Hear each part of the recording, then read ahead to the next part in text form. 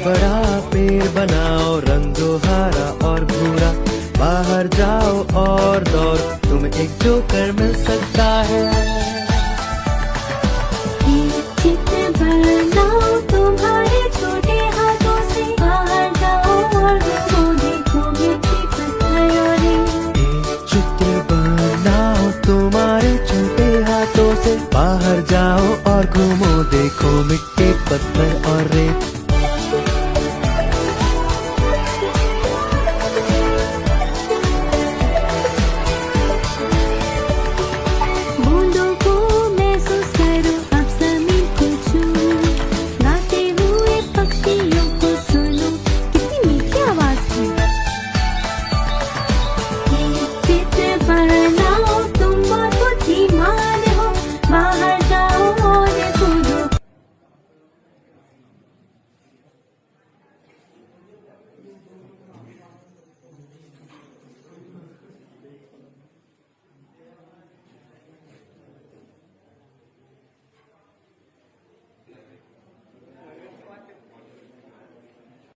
वहीं रखो ना।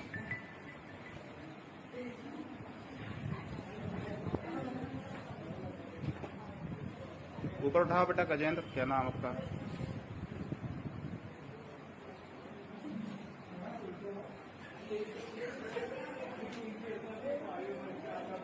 करण।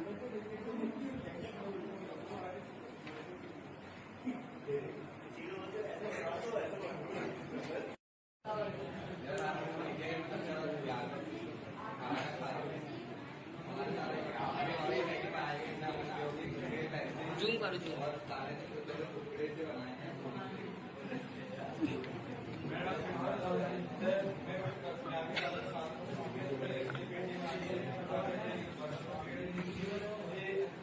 नारियल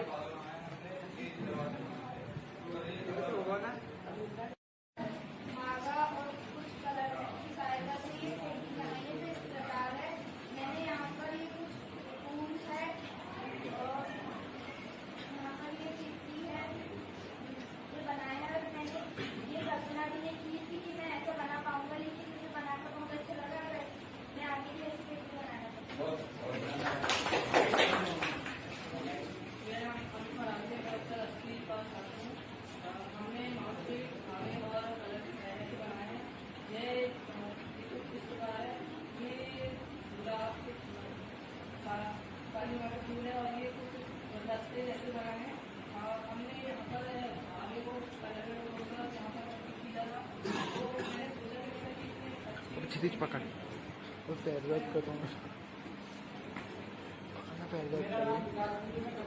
में आपने इन चित्रों के माध्यम से एक कागज में सागर बच्चों, चित्रण के माध्यम से हमारे मन और मस्तिष्क में जो विकास होता है, निश्चित तौर पे हमारे दिमाग में जो चल रहा है उस सकारात्मक भाव को हम यहाँ प्रकट करते हैं।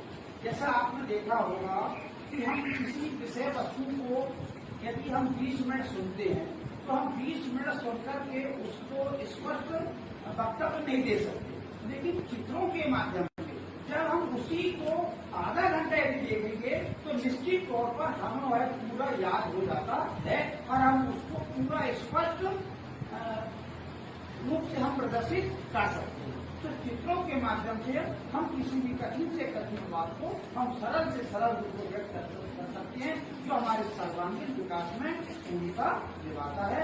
मैं उम्मीद करता हूँ कि आप भविष्य में भी चित्रण के माध्यम से ऐसी अभिव्यक्ति करें ताकि आपका मन और मस्तिष्क सर्वांगीण विकास की ओर अग्रसर हो। बहुत बहुत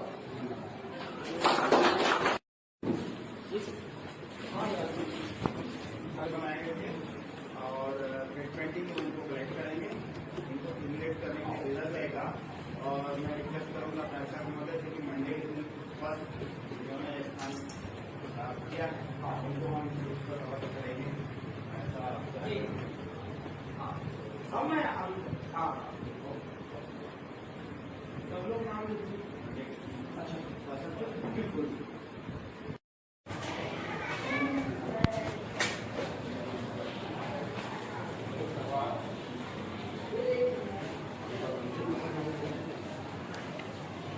आज शासकीय बालक उच्चतर माध्यमिक विद्यालय चांद की कक्षा 11 साइंस के विद्यार्थी सेवा पखवाड़ा अंतर्गत पोस्टर निर्माण व स्लोगन निर्माण प्रतियोगिता के तहत जो टॉपिक है बेटी है तो जीवन है, शिक्षित नारी सशक्त परिवार, और ये सारे विद्यार्थी अपनी कल्पनाओं को अल्पना के माध्यम से अपने पोस्टर पर उकेरते हुए जिसमें विभिन्न प्रकार के चित्रों के माध्यम से इन्होंने प्रदर्शित किया है कि किस प्रकार एक शिक्षित नारी सशक्त समाज के लिए आवश्यक अंग होती है और सशक्त परिवार बनाती है।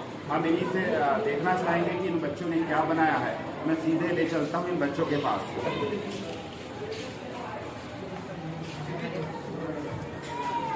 आपका नाम बताइए। मेरा नाम शुभम चौधरी है। मैं कक्षा 11 साइंस का छात्र हूँ। और क्या आपने क्या बनाया ये दिखाइए। ये है पोस्टर बेटी पढ़ाओ बेटी बचाओ पे। हमारा एक पोस्टर है, ये देख सकते हो आप। जैसे हमने एक आगे लिखा है, कोई भी देश तरक्की की राह पर तब तक नहीं बढ़ सकता जब तक उन देशों की बेटियां शिक्षित ना हो। Very nice. सॉरी, मैं कक्षा 11 साइंस का स्टूडेंट हूँ। मैंने यहाँ पोस्टर बनाया है, इसमें मैंने बेटियों के बारे में लिखा है। शिक्षा का अधिकार बेटियों को भी होना चाहिए। शिक्षा ही सर्वमान्य है। बेटी एक स्वरूपा ने इस बार हमने ठाना है अपनी बेटियों को बढ़ाना है। गुड। मेरा नाम यशदीप चौरसिया है। मेरा नाम निहाल रघुवंशी है। आपने क्या बनाया है? हमने मिलकर बेटी बचाओ का एक चित्र बनाया है, पोस्टर निर्माण किया है। भारत चौरसिया कक्षा 11 साइंस का छात्र हूँ। मैंने इसका बताया हूँ कि बेटी एक माँ है तो बेटी एक पत्नी है, जिसमें वह है और एक देश की शान है। विकसित भारत जनरेशन 2025 में हम गवर्नमेंट हायर सेकेंडरी स्कूल चांद से एक बहुत बड़ी समस्या प्लास्टिक का एक मॉडल बनाया है। रिसाइकलिंग प्लास्टिक से बना solar energy storage house model. हमारी टीम आर्यभट्ट जो समस्या वितरण है, जो भारत में प्लास्टिक कचरे का बढ़ता प्रदूषण और ग्रामीण इलाकों में बिजली की कमी एक बड़ी समस्या है। हर साल लाखों टन प्लास्टिक कचरा पर्यावरण को नुकसान पहुंचाता है, जबकि कई गांवों में बिजली न होने से लोग का दैनिक जीवन प्रभावित होता है। समस्या के कारण प्लास्टिक उत्पादों का अत्यधिक उत्पादन और सिंगल यूज प्लास्टिक रिसाइकलिंग सुविधाओं की कमी और लोगों में जागरूकता का अभाव, फॉसिल फ्यूल पर अधिक निर्भरता, शहरीकरण विकास से बढ़ता कचरा और ऊर्जा की मांग, सरकारी नीतियों में कार्यनिर्वाचन की कमी जैसे प्लास्टिक प्रतिबंध की सख्त से पालन न होना। समस्या के प्रभाव: पर्यावरण प्रदूषण, स्वास्थ्य समस्याएं, आर्थिक नुकसान, जलवायु परिवर्तन, फॉसिल फ्यूल का उपयोग ग्रीन हाउस जैसे बढ़ता है। सामाजिक प्रभाव: ग्रामीण क्षेत्रों में शिक्षा और स्वास्थ्य सेवाएं प्रभावित होती है, क्योंकि बिजली न होने से रात में काम करना मुश्किल होता है। समुदाय में समस्या के स्थान: मेरी कम्युनिटी में यह समस्या मुख्य रूप से कचरा डिपेंडिंग साइट्स जैसे शहर के बाहरी इलाकों में, ग्रामीण गांव जैसे बिजली की पहुंच सीमित है।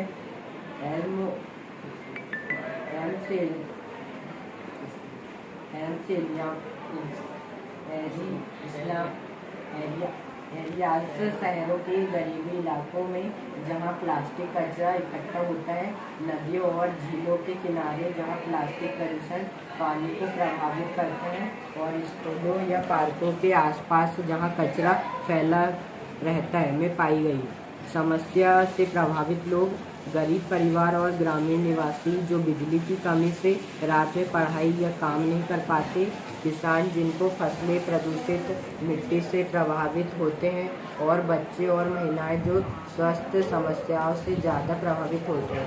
पर्यावरण कार्यकर्ता और स्थानीय समुदाय जो प्रदूषण से लड़ रहे हैं। पूरी कम्युनिटी। क्या समाधान? समस्या का क्या समाधान ढूंढा है? समस्या का समाधान एक छोटा घर का मॉडल है जो रिसाइकल्स प्लास्टिक जैसे पुरानी बोतलें से बनाया जाता है और इसमें सोलर पैनल लगाकर बिजली स्टोर की जाती है। यह पर्यावरण अनुकूल है और प्लास्टिक कचरे को उपयोगी बनाता है। कैसे काम करता है? मॉडल में प्लास्टिक बोतलों को जोड़कर दीवारें और छत बनाई जाती है। सोलर पैनल छोटा सस्ता वाला छत पर लगाया जाता है, जो दिन में सूरज की रोशनी ये बिजली उत्पन्न करता है और बैटरी में स्टोर करता है। बैटरी से लीड लाइट्स कनेक्ट होती है जो रात में ऑटोमेटिक जलती है। एक सर्किट जोड़कर इसे स्मार्ट बनाया जा सकता है, जहां लाइट सेंसर से शाम होने पर लाइट्स ऑन हो जाती है। इस प्रकार आप प्लास्टिक बोतलों का इस्तेमाल करते हुए एक इको फ्रेंडली घर बनाना चाहते हैं। ओके, अपनी टीम का नाम बताइए। School government higher secondary school Chand. मतलब क्या है बाल श्रम? बाल श्रम यानी जो काम करते हैं छोटे छोटे बच्चे, उसका क्या मतलब है? ऑप्शन है आपके लिए ए, बच्चों से पढ़ाई करवाना। ऑप्शन बी, बच्चों से काम करवाना। ऑप्शन सी, बच्चों से खेल खिलाना। ऑप्शन डी, बच्चों को सजा देना। यस, बच्चों को काम करना। जोरदार तालियां हो। आओ एक टॉफी ले जाओ भाई। बहुत बढ़िया। सुनो, कितनी उम्र से कम बच्चों को काम पर लगाना अपराध है? कितनी उम्र से कम बच्चों को काम पर लगाना अपराध है? यानी एक उम्र जिस अभी तो ऑप्शन आएगा ना, उससे कम आयु वालों को यदि काम पर लगाते हो तो अपराध है। ऑप्शन ए 10 वर्ष, ऑप्शन बी 20 वर्ष, ऑप्शन सी 14 वर्ष, ऑप्शन डी 18 वर्ष। इसने उठाया था। यस, 14 वर्ष से। जोरदार तालियां इसके लिए। और इसको इनाम के तौर पर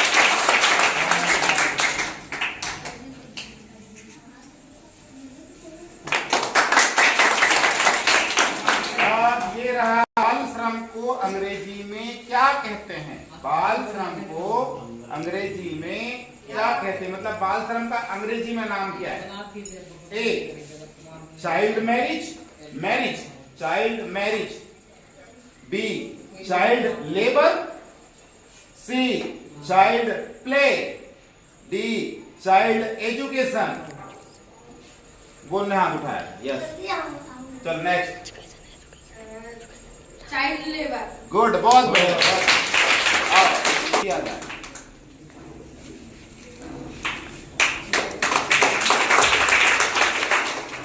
अब नंबर अगला ध्यान से सुनेंगे और सबसे ज्यादा टॉपिक जीतने वाला है अभी कौन? अनुज। निकुंज। अगला प्रश्न है, बाल श्रम कानून तोड़ने वाले को क्या सजा होती है? प्रश्न फिर से सुनो। बाल श्रम कानून तोड़ने वालों को क्या सजा होती है? ए, ऑप्शन ए पुरस्कार देना। ऑप्शन बी जेल या जुर्माना देना। ऑप्शन सी पदोन्नति देना। ऑप्शन डी प्रमाण पत्र देना। बहुत बढ़िया, ताली बजाओ।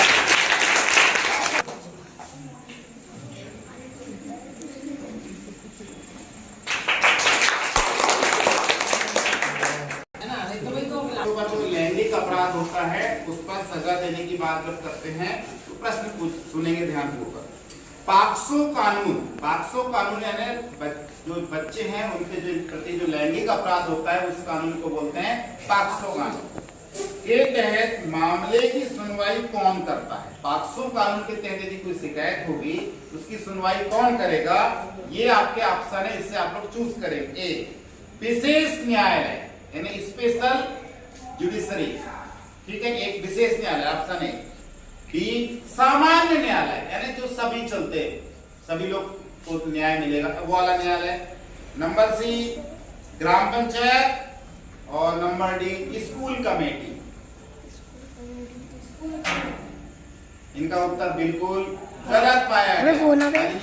नेक्स्ट, सामान्य विशेष न्यायालय। विशेष न्यायालय। जोरदार तालियां।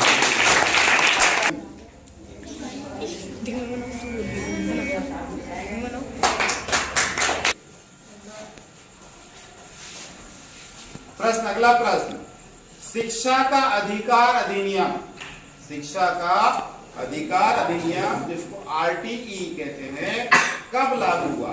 मैंने अभी अपने बात में कही थी। ए 2001, बी 2009, सी 2012, डी 2016। 2009 जोरदार।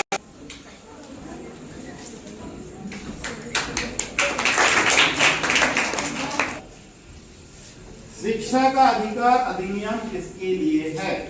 शिक्षा का अधिकार अधिनियम किसके लिए है? पहले पूरे ऑप्शन सुनोगे, उसके बाद हाथ उठाओ। ए सभी बच्चों के लिए, बी केवल अमीर बच्चों के लिए, सी केवल सरकारी कर्मचारियों के लिए, डी केवल शिक्षकों के लिए। सर जी हमको अरे सर जी वही तो बताओ।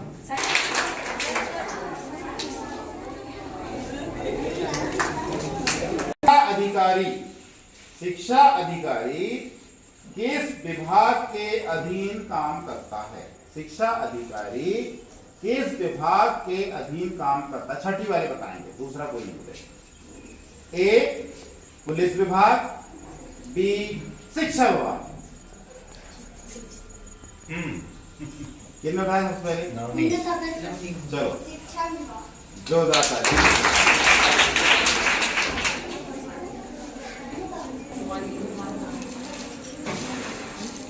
और यूनिफॉर्म कैसे करेंगे? तो देख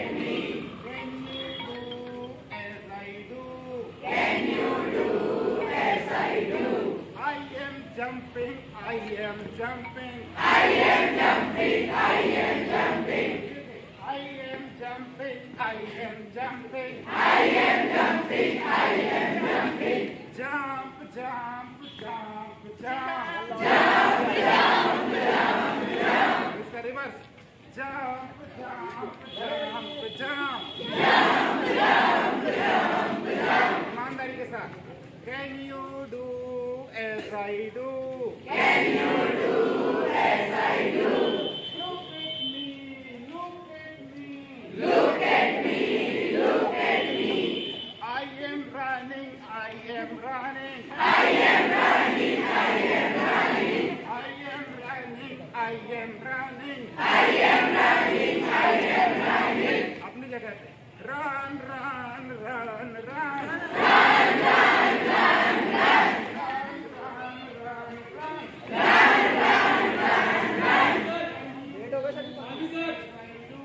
Can you do as I do?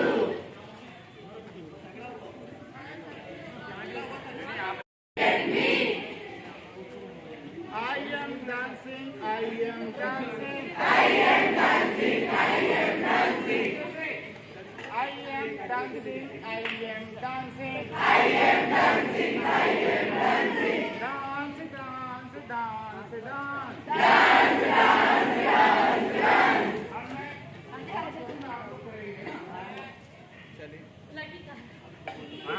you do as I do? Can you do as I do? Look at me, look at me. Look at me, look at me.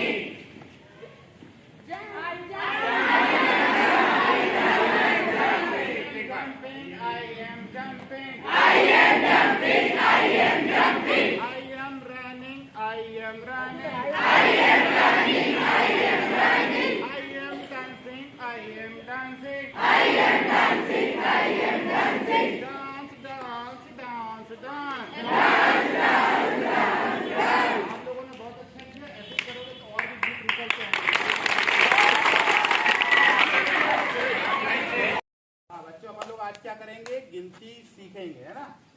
और गिनती के गोले को भी जानेंगे।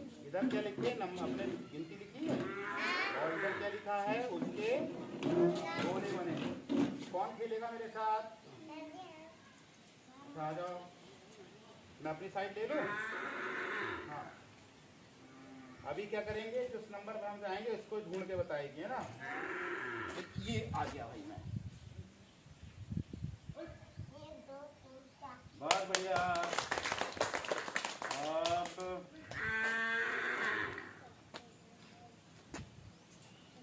1 2 3 बहुत बढ़िया।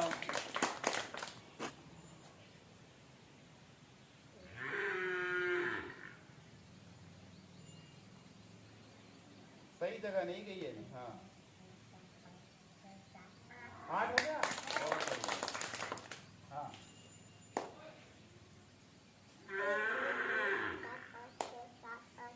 7 बहुत बढ़िया। अभी और गिनेंगे।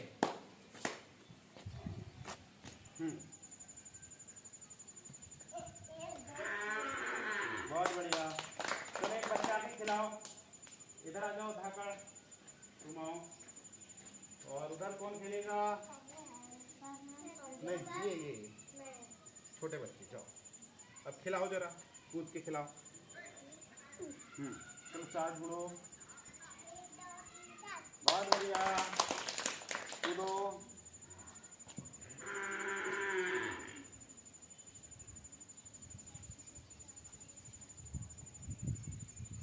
हो गया नो, मजा होता है। और बड़ा, हाँ, ढूंढो कहाँ पे।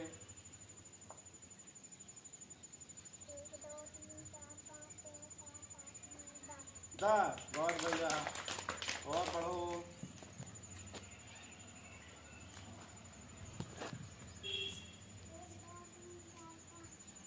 बहुत बढ़िया।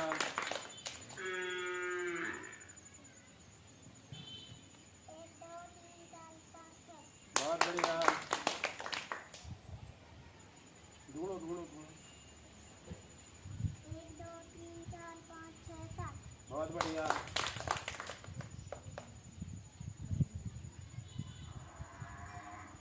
ढूंढो कहाँ। 8 हो गया। अब कन्नू आ जाए। चलो कनक, जल्दी आओ, जल्दी आओ, जल्दी आओ, दौड़ के आओ। दौड़ के आओ कनक, जल्दी। अब देखो ये कहाँ पे खड़ा है, ये भैया है ना, वहाँ पे, वो कहाँ पे खड़ा है, ये 4 पे। तुम 4 गोला ढूंढो फट से दौड़ के। अब गिनो, उंगली से गिनो, बजाओ ताली का सब के लिए। हाँ, अब देखो कहाँ पे आ गया वो, 3 पे आ गया भाई। 3 गोले ढूंढो, दौड़ के जाओ। 3 गोले कहाँ पे? देखो देखो, 3 गोले कहीं लगे होंगे। दौड़ के आओ, दौड़ के आओ। दौड़ के। हाँ बताओ। वाह वाह, बहुत बढ़िया। चलो देखो, नंबर चेंज करो। 1 गोला, 1 है वो। हाँ, जाओ 1 गोला था, बताओ ऐसा 1 गोला। बहुत बढ़िया। चलो जगह, अब 2 गोले। बहुत बढ़िया, और भागो भागो भागो जल्दी। 6 ढूंढो। 6 ढूंढो, गोला ढूंढो। 6 ढूंढना है। देखो देखो, नीचे कहीं देखिए गोला बने।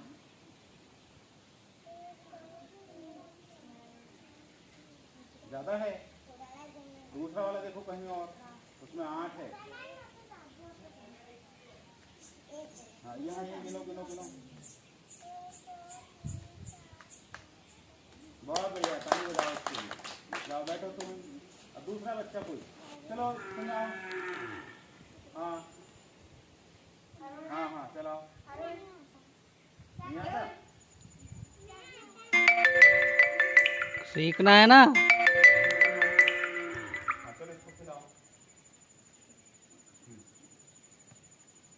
सही जगह में खड़े हो। नौ ढूंढो। और हम हिंदी भाषा में इसको बोलते हैं सतावर या सतावरी। अब एक तो ये देखने में सुंदर पौधा है, ये हर बगीचा में, हर हर्बल गार्डन में मिल जाता है। इसका क्या उपयोग है? ये इम्यूनिटी बढ़ाता है, शरीर में प्रतिरोध क्षमता बढ़ाता है। तो इसकी जो जड़ें होती है, हर एक 2 साल में यदि हम जड़ को खोद के निकालें तो हर एक पौधे में 1 से 2 किलो की जड़ निकल जाती है, जो लंबी लंबी गांठें होती है, लंबी लंबी।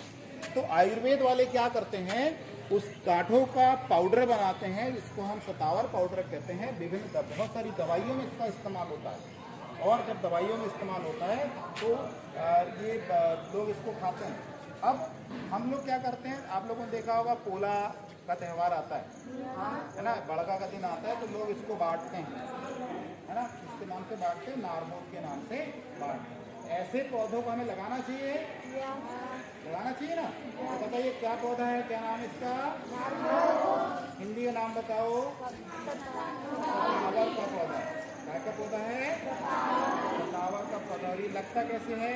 क्या इसका बीज लगता है, दूसरा इसकी जड़ लगती है, गांठ लगती है। क्या लगती है? बीज लगता है। तो सभी को जिसके पास जगह है अपने घरों में इसको जरूर लगाना चाहिए। इसका क्या उपयोग है? ये औषधि पौधा है, और इसकी जो जड़ें हैं, जो छोटी छोटी जड़ें होती है, ये दवाइयों के काम में आती है। आया समझ में सभी को? आज हम लोग ग्रामर सेक्शन में आर्टिकल पढ़ेंगे। क्या पढ़ेंगे? आर्टिकल। आर्टिकल कुछ नहीं है, ये डिटरमिनर्स का ही ग्रुप है। ये एडजेक्टिव भी कहलाते हैं। एडजेक्टिव, एडजेक्टिव को हम लोग हिंदी में क्या बोलते हैं? विशेषण। किसी शब्द की विशेषता बताने के लिए जो शब्द का इस्तेमाल हम करते हैं वो कहलाते हैं विशेषण या एडजेक्टिव। इसी प्रकार आर्टिकल भी एक डिटरमिनर्स का पार्ट है, जो कि क्या है? एडजेक्टिव है। और आर्टिकल में हम लोग पाते हैं कि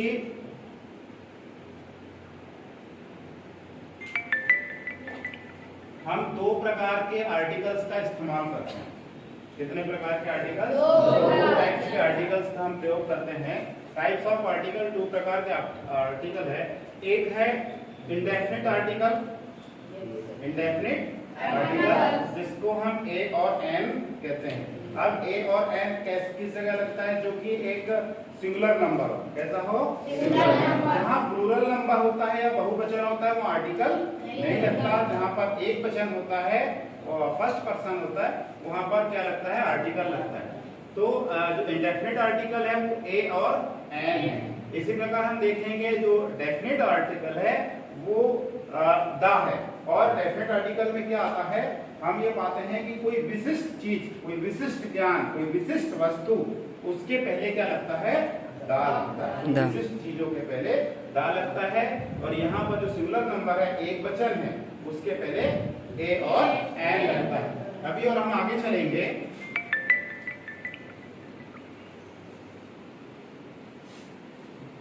यूज ऑफ ए और एन, कि हम ए और एन का इस्तेमाल कहां करेंगे? एक हमें मालूम तो है कि सिंगुलर नंबर है, पर ए और एन का इस्तेमाल हम कहां करेंगे? तो हम ये पाएंगे these are used before countable singular number. मैंने अभी वही कहा था कि हम इसका इस्तेमाल वहां करेंगे जहां जिसका सिंगुलर नाउन, कि जो सिंगुलर नाउन ए और एन का हम इस्तेमाल करते हैं। इस्तेमाल करने का एक तरीका भी और हम बताएंगे।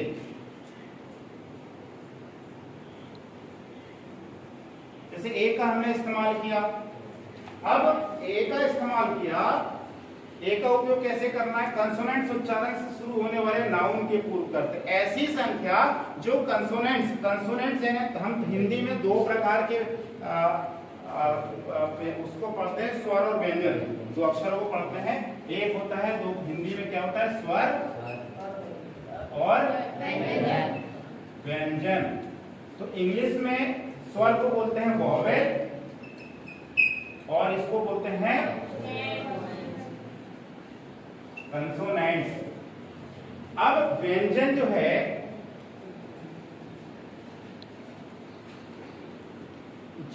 स्वर कौन कौन से थे अंग्रेजी में? हम देखेंगे ए, ई, आई, ओ, यू।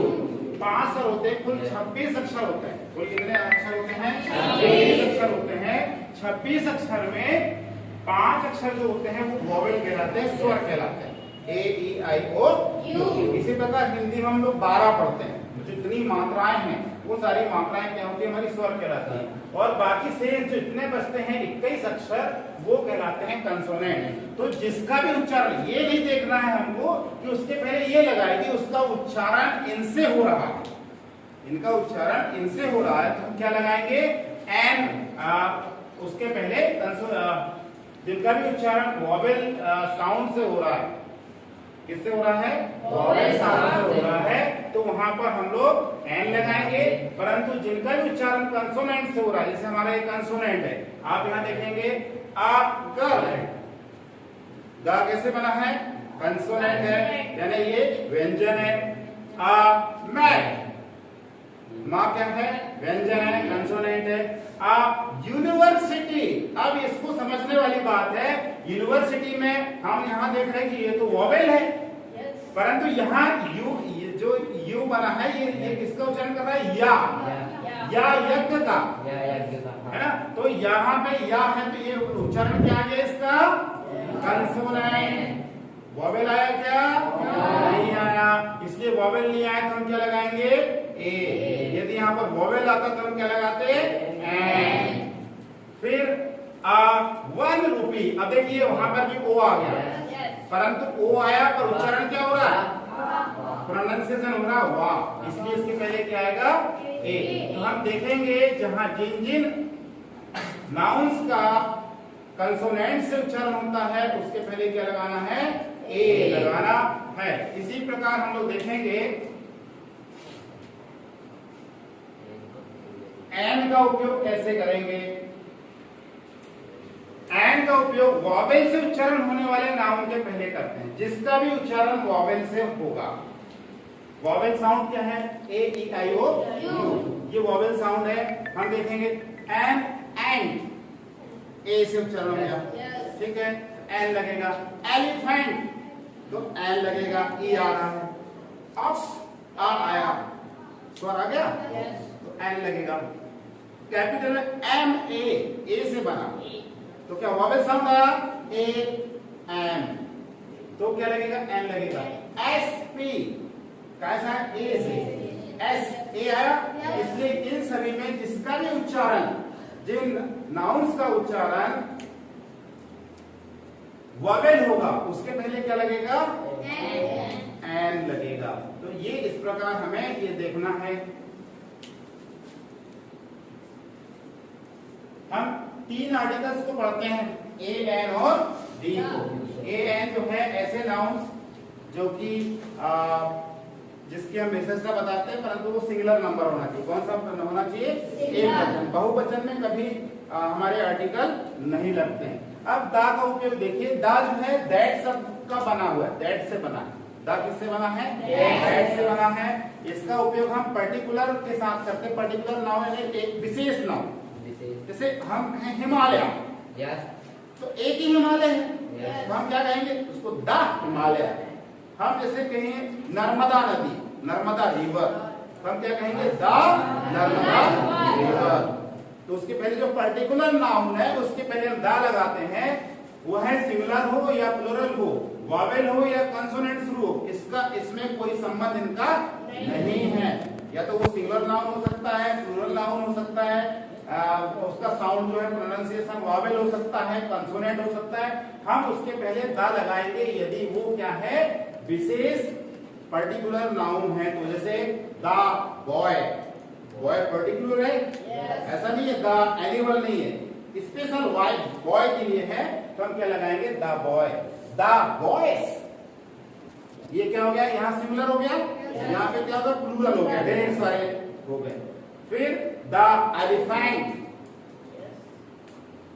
द एग्स अंडे। इसके कुछ विशेष उपयोग भी, जैसे प्रमुख नदियों के नाम, अखबारों के नाम, प्रसिद्ध ग्रंथों के नाम, या हमारे जो अर्थ में ग्रह हैं इनके नाम के पहले हम लोग क्या लगाते हैं, दा लगाते हैं। अभी हम इसको अध्ययन में आगे देखेंगे। अभी हमें एक एक्सरसाइज देखनी है, filling the blanks with correct article a and D.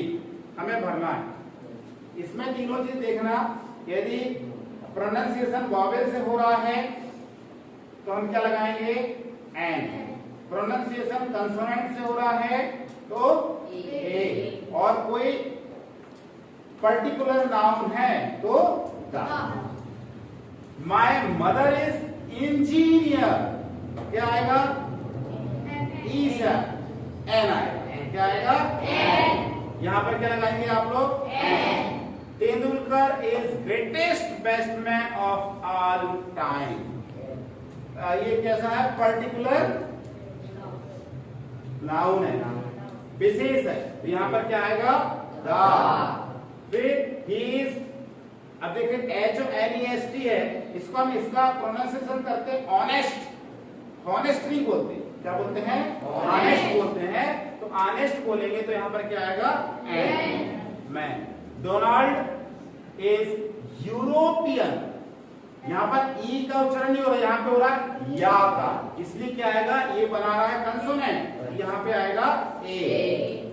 My father has MA degree, मेरे पिता के पास MA डिग्री है, तो M से A से बन रहा तो N लगेगा, क्या लगेगा? N लगेगा। Ramesh is waiter, Ramesh is waiter, तो यहां पर चूंकि W कंसोनेंट से आ रहा है तो क्या लगाओगे? ए। ब्लैंक वर्ड हैज बीन कंटेनेंट्स, कंटेनेंट्स यानी कितने क्या है हमारे जो क्या कहना चाहिए महाद्वीप है ना, 7 महाद्वीप, ये थोड़ा अधूरा हो गया, इसको बाद में देखते हैं। I would like to visit Taj Mahal, Taj Mahal specific है, तो यहाँ पर क्या आएगा? द ताजमहल। अभी इसको आप लोग नोट करेंगे, बंद कर देना। हमें किताब को हम विजुअल्स तरीके से देखना ताकि स्टोरी आपको समझ में आए। क्या समझ में आए? स्टोरी समझ में आए, और कहानी भी समझ में आती है तो हमको लेसन जल्दी समझ में आएगा, तो पढ़ने में आसानी जाएगी। तो हम लोग कहानी स्टार्ट करें। हम लोग यहाँ से देखेंगे जो हमारा लेसन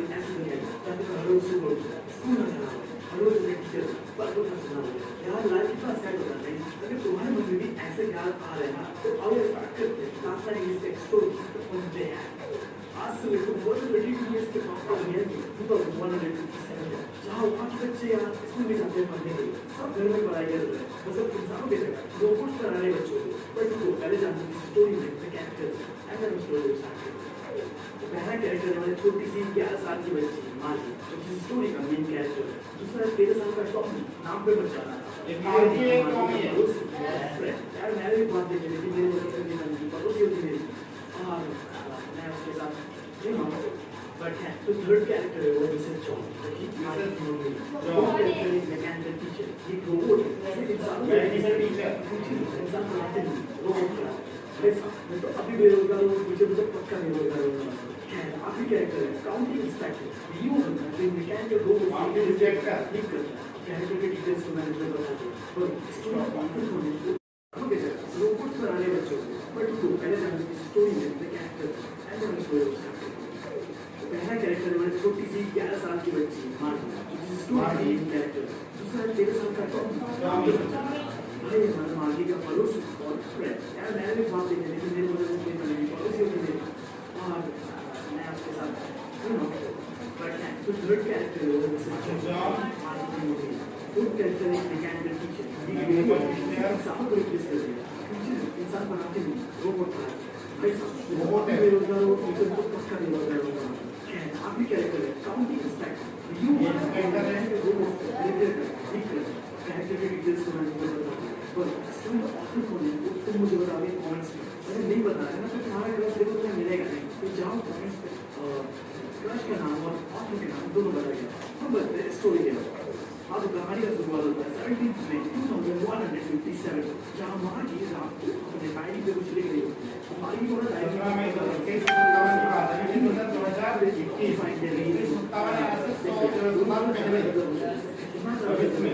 ना उनके पास स्कूल था, ना उनके पास क्लासरूम था, ना उनके पास टीचर, ना उनके पास रियल बुक्स, हर चीज़ कंप्यूटराइज या डिजिटलाइज होती है।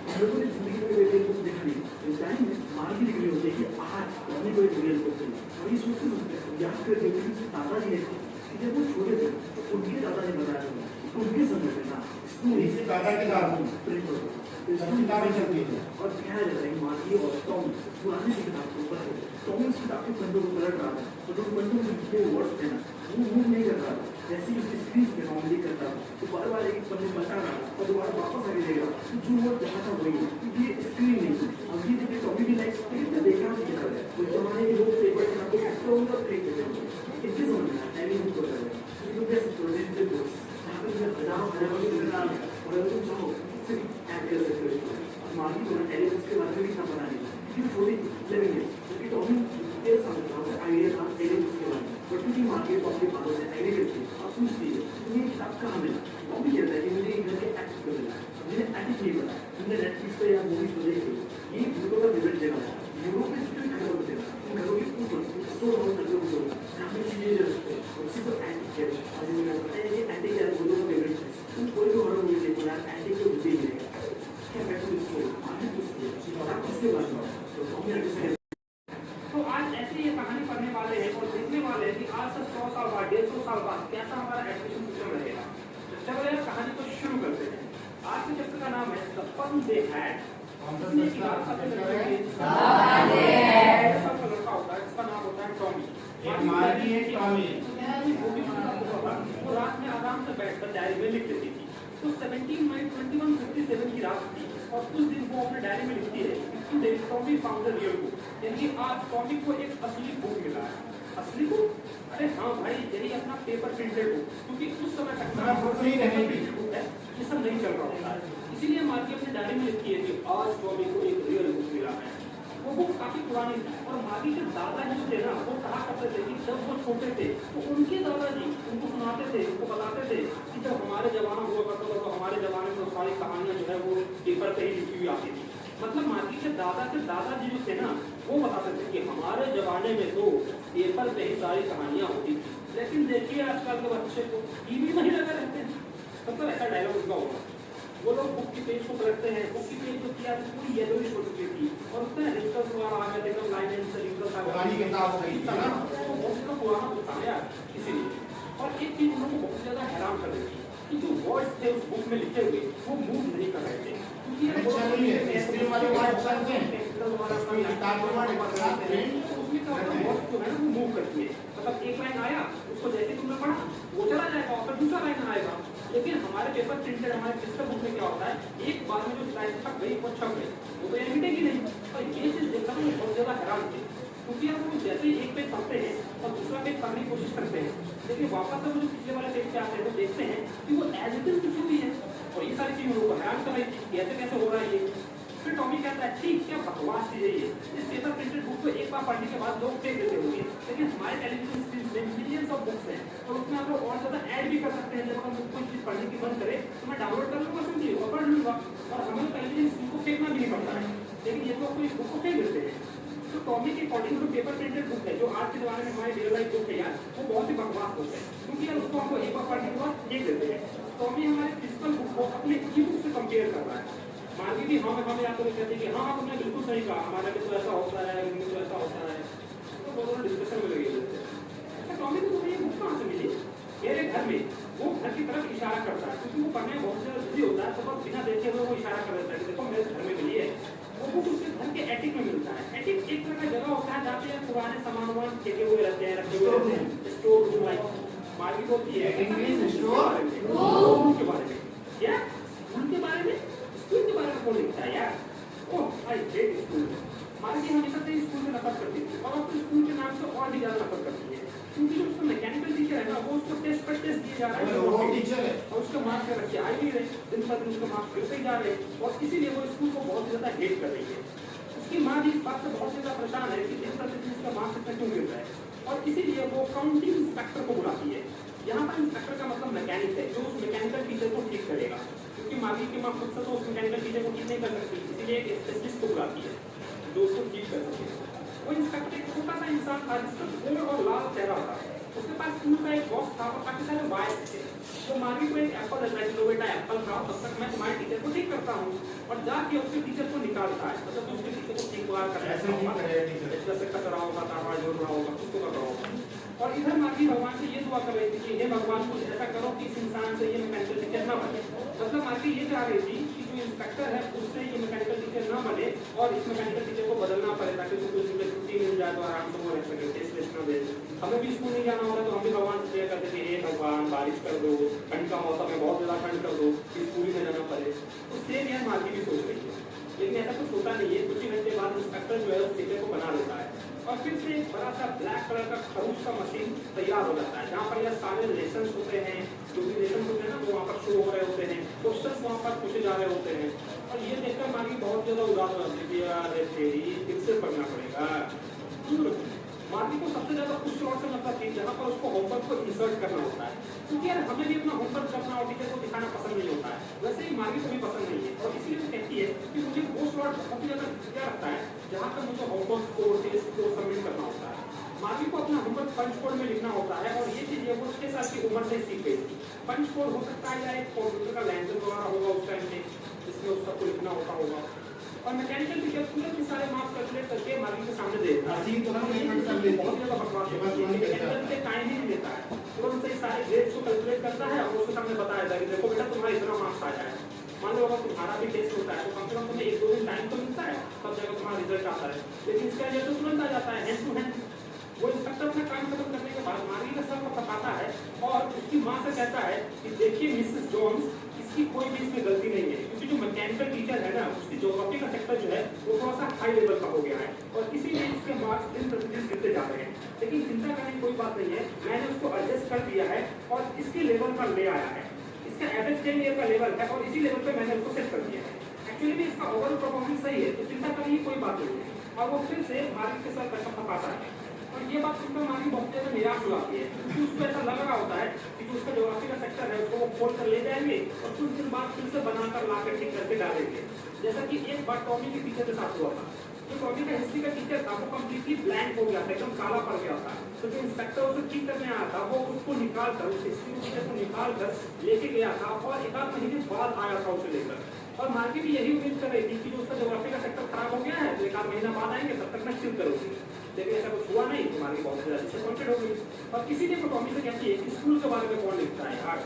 टॉमी मार्गी की आंखों में देखता है और कहता है अरे पगली, उस समय हमारे जैसा स्कूल थोड़ा ना था, ये बहुत ही पुराने जमाने की बात है। उस समय बहुत ही पुराने टाइप का स्कूल चलता था, आज से 100-200 साल पुरानी बात है। सेंचुरी वो समझ लिए तू। मार्गी हर्ट हो जाती है और कहती है हाँ ठीक है, मुझे नहीं पता कि उस टाइम में कौन सा स्कूल चलता था, कैसा स्कूल चलता था, उस समय की बात मुझे क्या पता। और वो बुक में झाँक कर पढ़ने की कोशिश करती है जो टॉमी पढ़ रहा होता है। टॉमी कंधे के पास जाती है और उसको झाँक कर पढ़ने की कोशिश करती है कि क्या लिखा हुआ है, कोई टॉमी देख पता नहीं कैसे लिखा है, मतलब वो पढ़ने की कोशिश कर रही थी। और फिर वो कहती है हाँ ठीक है, टीचर तो उस टाइम पे भी होती होंगी ना। हाँ उस टाइम पे भी टीचर होते थे, लेकिन हमारे जैसे टीचर नहीं होते थे। वो टीचर एक इंसान हुआ करता था। क्या एक इंसान? एक इंसान कैसे टीचर हो सकता है? हाँ उस समय इंसान टीचर हुआ करता था। वो लड़कों को लड़कियों को ये समझाता था, उनको होमवर्क देता था, उनको क्वेश्चन पूछता था। लेकिन कैसे हो सकता है, इसमें स्मार्ट कैसे हो सकता है कि मैं टीचर बन जाएगा? बिल्कुल हो सकता है। मेरे पापा मेरे मैकेनिकल टीचर जितना जानते हैं तो वो भी तो स्मार्ट हुए ना और वो भी टीचर बन सकते हैं। टॉमी ऐसा बोल रहा था। अब मार्गी का मुंह ही बंद हो गया, बोले तो बोले क्या। लेकिन मैं किसी अनजान इंसान को अपने घर में पढ़ाने के लिए तो नहीं रख सकती। टॉमी उसकी ये बात उसको बहुत ज़्यादा हंसने लगता है। तुझे कुछ भी नहीं पता है मार्गी, टीचर हमारे घर में पढ़ रहेंगे। वहाँ पर उस टाइम पर एक स्पेशल बेटी हुआ करती थी जहाँ पर सारे बच्चे आते थे सेम एज के और टीचर उन्हें पढ़ाता था। सारे बच्चे एक साथ पढ़ते थे और एक ही चीज़ सीखते थे। लेकिन मेरी माँ तो कहते हैं कि टीचर को एडजस्ट करना पड़ता है सारे स्टूडेंट के अकॉर्डिंग। तो सारे बच्चे एक साथ कैसे पढ़ के सीख सकते हैं? वो लोग ऐसा कुछ भी नहीं करते थे, क्योंकि सारे बच्चे जो है वो सेम एज के होते थे, तो वो सभी को एक ही चीज पढ़ाते थे। अगर तुझे बुक पढ़ना नहीं है ना तो चली जाए यहाँ से, ना दिमाग मत खराब कर। अरे नहीं मैंने कब कहा कि मुझे पढ़ना नहीं है। बाकी तुरंत से जवाब देती है, क्योंकि उससे पुराने जमाने के स्कूल के बारे में पढ़ना बहुत ज़्यादा मजा आ रहा था, बहुत ज़्यादा वो हंस रही थी और उसके बारे में इमेजिन कर रही थी। उन्होंने स्कूल को आधा भी खत्म नहीं किया होता, तभी मार्गी की माँ मार्गी को बुलाती है, मार्गी चलो स्कूल का टाइम हो गया। नहीं ना मैं अभी नहीं जाऊँगी, मैंने कहा ना अभी।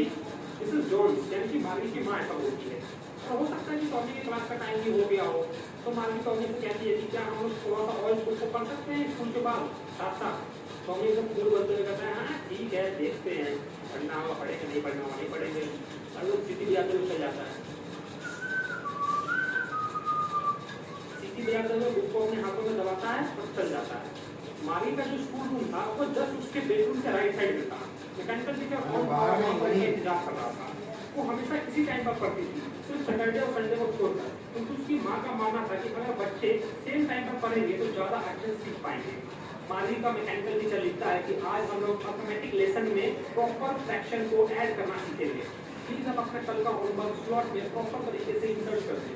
मालवी ऐसा ही करती है और वो पुराने स्कूल के बारे में सोचने लगती है जब उसके ज़्यादा से ज़्यादा जो छोटे बच्चे हुआ करते थे, दूसरे में जैसे स्कूल थी ना, उस स्कूल के बारे में सोचने लगती है कि कैसे सारे आस पास के जितने पड़ोसी के बच्चे हैं वो एक स्कूल में जाते होंगे, हंसते होंगे, शोर मचाते होंगे, स्कूल में बैठे बैठे एक साथ स्कूल रूम में बैठ कर पढ़ते होंगे और घर भी साथ में जाते होंगे जब स्कूल खत्म हो जाता होगा। ये सारी चीज़ें उसको बहुत ही ज़्यादा अच्छी लग रही होती है, क्योंकि वो यार दिन भर घर में बैठ कर पढ़ते पढ़ते बोर हो गए। और मुझे पूरा यकीन है कि तुम लोग भी कोविड के टाइम में काफ़ी ज़्यादा बोर हो गए होंगे, अपने अकेले अकेले पढ़ रहे हैं। तुम्हें भी यार स्कूल की यादें आ रही होगी कि कैसे स्कूल में मस्ती करते थे, मजाक करते थे और फिर भी पढ़ते थे। तो वही फीलिंग, वही सेम चीज़ें हम आगे भी मिस कर रही है। आगे वो सोचते हैं कि कैसे वो लोग साथ में पढ़ते होंगे एक ही चीज़ को, अगर किसी को हेल्प चाहिए होगी उनकी होमवर्क वगैरह में तो दूसरा उसको हेल्प कर देता होगा, या फिर उसके बारे में डिस्कशन करता होगा, उसको समझा देता होगा, और उनसे टीचर इंसान होते हुए कितना अच्छा होता होगा। ये सारी चीज़ें ना वो इमेजिन कर रही है। और इधर उसका मैकेनिकल टीचर स्क्रीन पर फ्लैश हो रहा होता है और लिखा होता है कि when we add fraction 1/2 and 1/4 तो मतलब इधर उसका मैकेनिकल टीचर उसको पढ़ा रहा है, लेकिन ये तो यार चालू की दुनिया में कोई नहीं है। वो उन्होंने मस्ती मजाक के बारे में सोचते थे कि कैसे वो मस्ती मजाक करते थे, तो फन से ऐड, और किसी बात ये पूरे चैप्टर का नाम भी रखा गया फन से ऐड। तो बस ये कहानी कितनी सी वीडियो अच्छा हो तो वीडियो पढ़ाई करो अपने उसको साथ। इन बच्चों को जो आदिवासी जनजाति उनके बीच में ले जाके वो कैसे बोलते हैं, कैसे रहते हैं, उनकी संस्कृति क्या है। जैसे अभी हमको पता चला कि एक देवी जी जैतखाम भी है, वो देवी का वो रक्षक है ना, तो जी हमें पता नहीं था, तो ये बच्चों को भी नहीं मालूम। तो वो उनसे रूबरू कराने के लिए, अवगत कराने के लिए हम आप लोग के बीच में आए। तो ये भी वहाँ सर है, ये भी सर है, मैडम लोग आए हैं, मैं आया हूँ, और ये हमारे सारे बच्चे, ये सारे कोई 9वीं पढ़ रहा है, कोई 10वीं पढ़ता है, कोई 11वीं और 12वीं, सारे बच्चे आए हुए। ये बच्चे को बेटा बिस्किट दो पहले, छोटी बच्ची को। अब ये है गई है यहाँ पे, पहले आपका नाम बता दो, आपके नाम क्या है? धनलाल कुड़ोका। अच्छा, धनलाल कुड़ोका। कितने देव में आते हैं? 6 देव में। 6 देव में आते हैं ना। अच्छा, यहाँ सारे 6 देव वाले की 6-7 दो ही तो रहते हैं हमारे अपने समाज में। हाँ, 6 और 7, इसके अलावा 8-9 तो नहीं। 8-9 इधर नहीं है, पर कहीं और होंगे। हाँ, इधर नहीं। वो 1, 2, 3 देव 4 देव वाले इधर इस साइड में महादेव आगे तरफ। हाँ। अच्छा, हमने ये सुना है और हमारे बच्चों को भी, ये बहुत सारे हमारे शिक्षकों को पता है कि आप लोग जो है मतलब ये प्रकृति आसपास जो पेड़ पौधे, इनकी पूजा करते हैं, पेड़ पौधों की पूजा करते हैं, जिसमें एक नाम आता है काय का, साल का, साज। तो साज की पूजा क्यों करते जी, हमें नहीं पता है अभी तक। वो अपना बड़ा देव मानते हैं जिसको, साज को बड़ा देव मानते हैं। नौ खाते में उसको खकरा लाएंगे, उसका पूजा करेंगे, उस पत्ता का। अच्छा। और जैसे देव खरियान बनाते तो साजा के पेड़ में देव खरियान मनाते हैं, है ना, तो उसका पूजा करते बाहर, घर बाहर। हाँ। घर से बाहर। अच्छा। और बाकी काम रहा जैसे नवा खाते में, जैसे दशहरा के समय में है, जो गुली के समय में है, उस समय में खाते हैं वो बड़ा देव के नवा। तो तभी उसका तेल बनता है गुली का, तब खाते हैं। अच्छा, पहले पूजा करेंगे तब अपन गुली का तेल खाएंगे, नहीं तो तब तक नहीं खाएंगे। और जो दशहरा के समय में जो धान होती नया निकलती का नहीं, हाँ, तो उस धान को भी नहीं खाएंगे, तब तक नवा नहीं खाएंगे।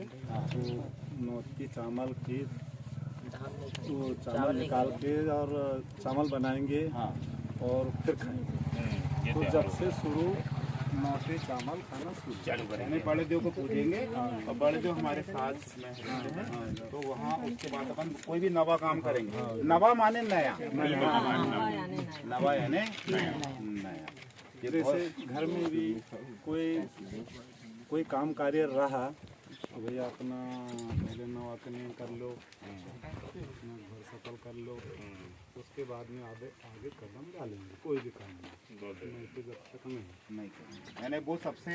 तो ये इससे हमको जो पता चल रहा है कि हम लोग तो पत्थरों की मूर्ति बना के पूजा करते हैं, उससे भी ईश्वर मानते, पर आप लोग प्रकृति को पूछते हैं। ठीक है, वो भी तो ठीक ही है ना। है तो पत्थर, लेकिन उसमें तो बहुत शक्ति है।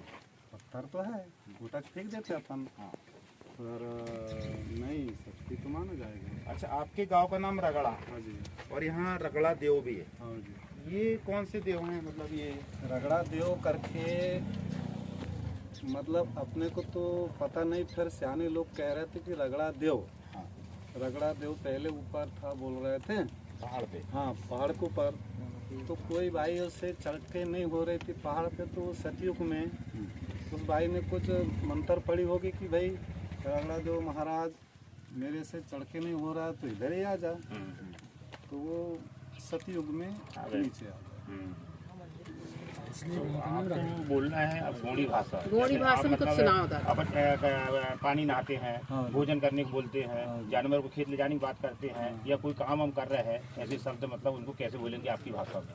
जैसे अब पहले कौन सा शब्द बताना पड़ेगा? मैं पानी नहाने जा रहा हूँ। पानी नहाने जा रहा हूँ। हाँ, नना येर केले अंतना, नना येर केले अंतना, नना येर केले हंतना, नना येर केले अंतना। हाँ। और आप अपनी श्रीमती को कह रहे हैं कि जल्दी रोटी ला के दो, भूख लगी है। अब पानी नहाने के बाद में अब रोटी खाने की बात है। हाँ, 3.5 का नाना नाखून 6.5, मतलब ऐसे अपन स्त्री को बोलते हैं कि भाई पानी नहाने के बाद में अब भैया मैं पानी नहा लिया, खाना खाने को दो। एक बार और बोलना। हाँ, तो भैया ये किसी आसक्ति का नाखून 3.5 खाने खाना खाने को दो। ये भाषा आपने कहाँ से सीखी? बचपन से सीखे हैं। अब अच्छा, पहले गाँव में बोलते थे आप? हाँ जी। अब पानी तो हमारे यहाँ सियाने लोग भी बोल रहे थे, तो हमने सीख लिए बचपन में। हाँ, अब पानी मांग रहे हैं तो पानी के लिए क्या बोलेंगे? पानी पीने के लिए। अब भैया प्यास लाग सकता तो येर सीखी, प्यास लाग सकता येर सीखी, चरू गिलास, चरू गिलास, मतलब चरू माने लोटा। चरू है, शब्द हिंदी में लोटा आता है।